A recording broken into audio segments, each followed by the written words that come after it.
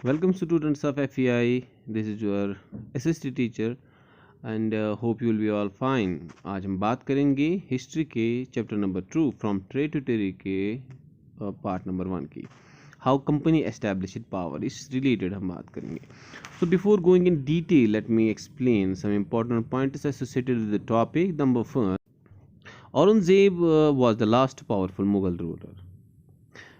After his death in 1707, Mughal governors in different parts of the country, the geographical area which was under this Mughal empire, they asserting their authority. उन्होंने अपने आप को खुद वहाँ के जो है मालिक वो बन बैठे और उन्होंने दिल्ली से जो है अपने नाते तोड़ दिए. So because of this downfall of the Mughal empire, Delhi administration could not no longer basically they could no longer function as an effective centre. वो इसी वजह से जब उनको लगा अलग अलग गवर्नर्स को कि अब हमारा जो ये पावर है वो एस्टैब्लिश हो गए हैं और मेन अथॉरिटी मुगल एम्पायर जो है वो अब किसी काम के नहीं है, तो उन्होंने अपने आप को जो है पावरफुल बना के अपने आप को अलग कर दिया.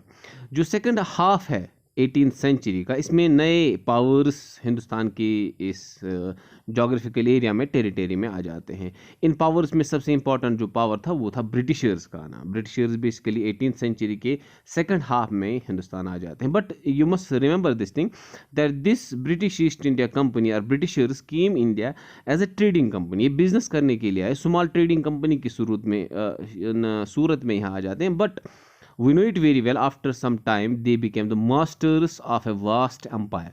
होए, अरे यार ये कैसे इधर आ गए और क्या करने आए थे और क्या कर बैठे. आई बात समझ में. इसी पॉइंट को देखते हुए जब 1600 की हम बात करते हैं, 1600 की हम बात करते हैं, ईस्ट इंडिया कंपनी जो थे इसको इंग्लैंड की क्वीन एलिजाबेथ की तरफ से जो है sole right to trade with East मिल जाता है. इनको एक अथॉरिटी मिल जाती है कि आप अकेले आप ईस्ट के साथ काम कर सकते हैं. लेकिन चूंकि बहुत सारे ईस्ट जो ये यूरोपियन कंट्रीज़ थे बाद में वो हिंदुस्तान आ जाते हैं, ट्रेडिंग कंपनीज़ की शक्ल में आ जाते हैं और हिंदुस्तान के साथ ट्रेड करते हैं. लेकिन और थोड़ा सा पीछे जाते हैं और हमें ये बताया जाता है हिस्ट्री में कि असल में it was Vasco da gamma, basically A Portuguese explorer जो 1498 में हिंदुस्तान के लिए समुद्री रास्ता निकाल देता है. It was Vasco da Gama the Portuguese explorer who discovered sea route to India in 1498. ये आप याद रखेंगे. उसके बाद डच आ जाते हैं पुर्तगालियों के बाद, उसके बाद फ्रांसिस से आ जाते हैं. Afterwards this Britishers also come और इन्होंने ट्रेड करना स्टार्ट कर दे हिंदुस्तान के साथ. अब एक मामला था यहाँ पर भाई साहब कि ये सारे यूरोपियन कंपनीज एक ही जैसी चीज़ें, चाहे वो सिल्क था, पेपर था, कॉलिव्स थे, कॉडमॉन्स थे या बाकी सारे मसाले थे, वो इन्हीं का ट्रेड करते थे. इन्हीं कुछ इन चीज़ों को हिंदुस्तान से ले जाते थे. अब मसला ये हुआ कि अब ये ट्रेड करने लगे तो कंपटीशन तो बढ़ेगा. कंपटीशन बढ़ा तो प्राइसेस यार ऊपर चले गए और हिंदुस्तान को अच्छा खासा मुनाफा होने लगा. और यही राइवलरी इन कंपनीज के दरमियान डेवलप होती होती गई और इनके दरमियान जंगें होने शुरू हो गई. भाई साहब यहाँ तक मसला आ गया कि एक दूसरे के शिप्स को ये रास्ते में डुबा देते थे, उनका जो रास्ता वो बंद कर देते हैं. And they start trade with carrying arms and ammunition. अभी अपने साथ आर्म्स एंड एमुनिशन रखने लगे और एक दूसरे के शिप्स को डुबाने लगे. अल्टीमेटली इनको यहाँ पर लगा कि वाकई में हमने अगर काम करना है तो we have to enter in the political matters.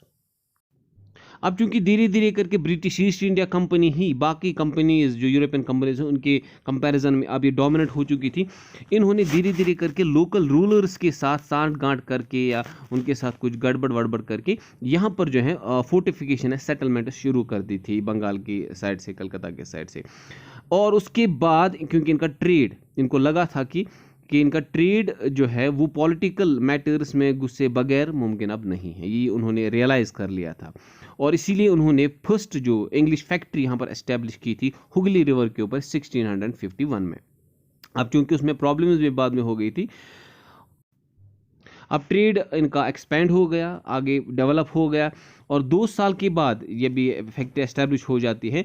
Mughal officials को इन्होंने थोड़ा सा ब्राइब दे के उनको जो है अपने हक में इन्होंने 3 गांवों की जो है ज़मींदारी राइट्स भी हासिल कर ली. जिसको वहाँ पर उस टाइम पे कालीकटा कहा जाता था, जिसको हम आजकल कोलकाता कहते हैं। और उसके बाद इन्होंने मुग़ल एम्पायर औरंगज़ेब को भी इस हद तक मजबूर कर दिया कि उन्होंने इनको वहाँ की जो है राइट्स भी दे दी, जिसको हम फरमान कहते हैं, राइट्स दे दिए पूरी तरह से ट्रेड फ्री ड्यूटी के लिए। उन्होंने फरमान जारी कर दिया इनके हक़ में कि ये ट्रेड फ्री जो है यहाँ पर कर सकते हैं। और कंपनी अपनी इस चालाकी में आगे बढ़ती गई और वो कंसेशंस पे कंसेशंस मुग़ल एम्पायर से चाहती थी और हासिल करती थी, लेकिन आगे जाके इन्हीं चीज़ों की वजह से वहाँ पर कन्फ्लिक्ट्स भी डेवलप हो गए और बाद में इन्होंने जंगें लड़ी। और उन जंगों के बाद जब ये जीत जाते हैं बहुत हद तक, तो फिर ये पूरी तरह से उस इलाके में अपना कब्ज़ा कर देते हैं। यहाँ पर चलते चलते आपको ये भी बताना ज़रूरी है कि किस तरह से ट्रेड बैटल्स की शक्ल ले लेता है। आपको ये पता होगा कि 18th सेंचुरी में, अर्ली 18th सेंचुरी में जो कन्फ्लिक्ट्स हुए थे कंपनी के दरमियान, कंपनी और बंगाल के नवाबों के दरमियान, इसकी असल वजह थी औरंगज़ेब की डेथ। औरंगज़ेब की डेथ के बाद, चूँकि मैंने आपको पहले ही बता दिया था कि जो नवाब्स थे अलग अलग जगहों पे, उन्होंने आपको जो है पावरफुल बना लिया था और उन्होंने अपने आप को खुद मुख्तार कर लिया था।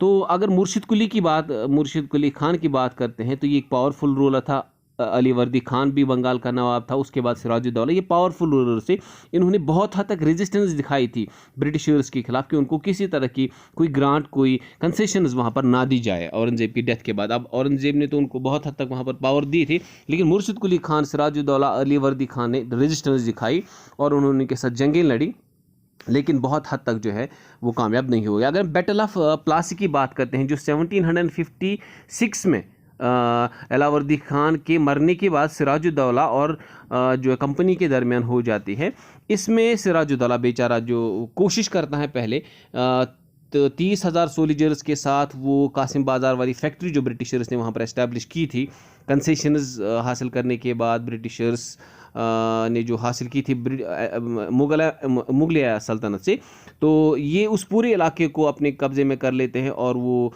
उसको अपने कंट्रोल में लाते हैं और पावर जो है वो इस्टेब्लिश करने की कोशिश करते हैं और फिर कलकत्ता की तरफ मार्च करते हैं। लेकिन इसी दौरान जब मद्रास में बैठे ब्रिटिशर्स को पता चल जाता है कि हमारा जो इलाका है बंगाल साइड में, वो अब हमारे हाथ से जा रहा है, वहाँ पर हमारी हार हो रही है, तो उन्होंने रॉबर्ट क्लाइव की सुपरविजन में, उसकी कमांड में एक अच्छी खासी रीइंफोर्समेंट भेजी इस सिराजुद्दौला के खिलाफ। और अल्टीमेटली जो फाइनली जो है इन 1757 उसमें जो है सिराजुद्दौला जो है बैटल ऑफ प्लासी में हार जाता है ब्रिटिशर्स के अगेंस्ट में। और उसका कारण था मीर जाफ़र, क्योंकि मीर जाफ़र भाई साहब जो थे उसने साजबाज करके जो है ब्रिटिशर्स के साथ सिराजुद्दौला की हार को मुमकिन बना दिया। अब मीर जाफ़र जो है वहाँ पर पपेट नवाब बन जाता है और कुछ दिनों के बाद या कुछ टाइम के बाद ये मीर जाफ़र भाई साहब जो हैं ये भी इनकी